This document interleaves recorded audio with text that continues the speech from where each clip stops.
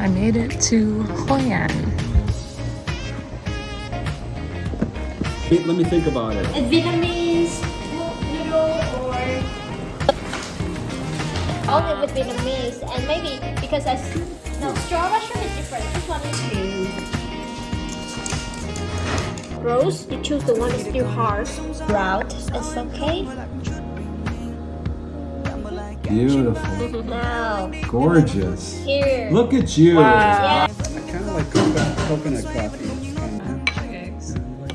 So you put some mushroom inside, like the pepper, and you put, you make it round.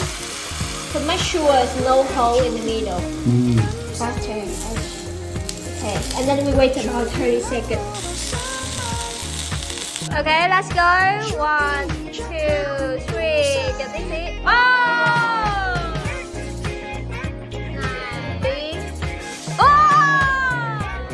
Photos. I've got photos. Feeling. That's good.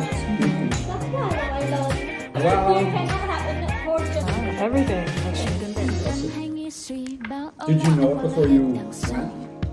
Not much. Thank you. Okay. I'm not surprised. My mom was like, you really...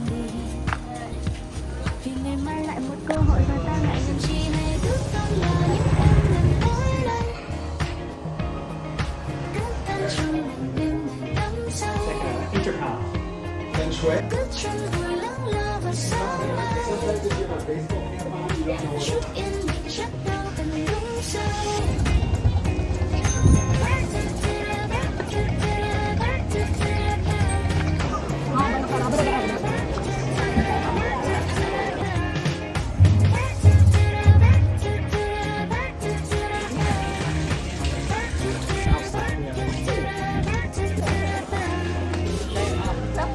in charge though. So I think today you can see this.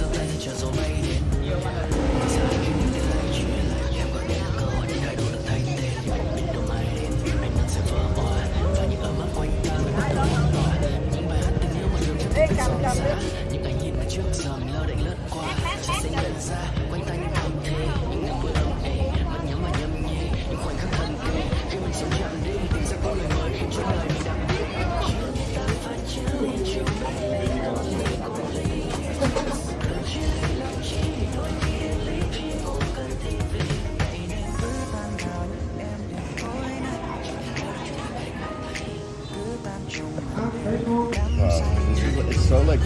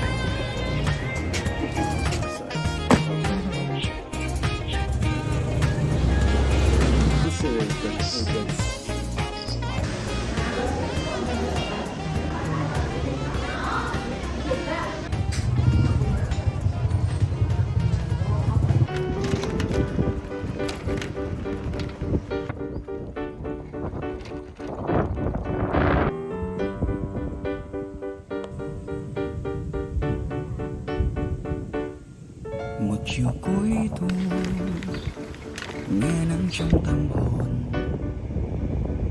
một hình bóng ai kia gọi lời, một trái tim vừa mở đầu lại gần anh hơn nữa, nhẹ hôn lên tóc em môi kề môi, nhưng ánh mắt trao nhau ngại ngần, thay bao dấu yêu đã bao lần.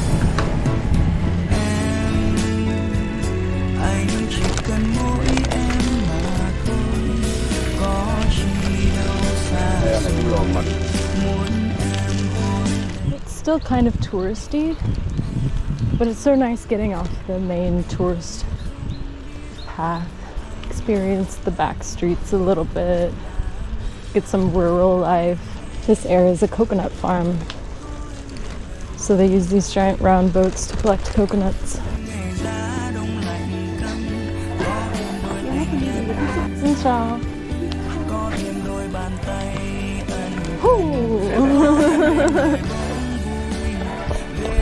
Thank you.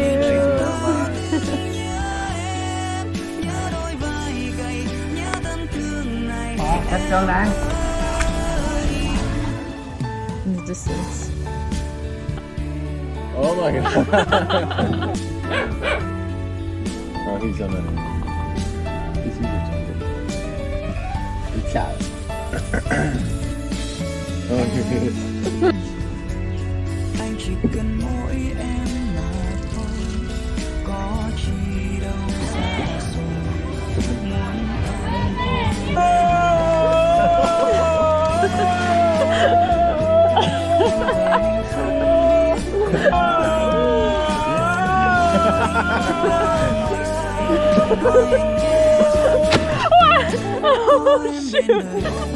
okay, we go.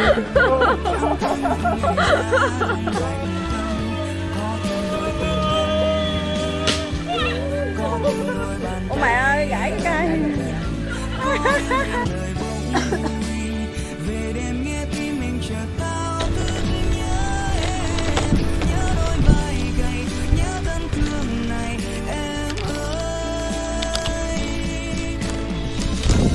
Nắng vẫn chiếu môi em hồng và đôi mắt ta thôi đợi mong khẽ nó tiếng yêu ấm với em, với em.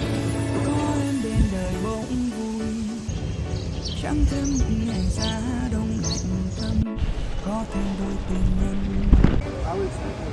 có thêm đôi bàn tay em dành, có em bên đời bỗng vui, về đêm nghe tim mình chợt thao thức nhớ em, nhớ đôi vai gầy, nhớ thân thương này em ơi.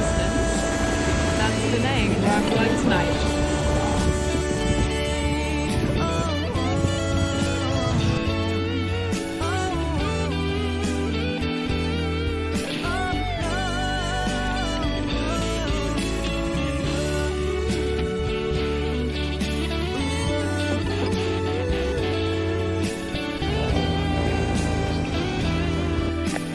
It's my last night in Vietnam. So sad.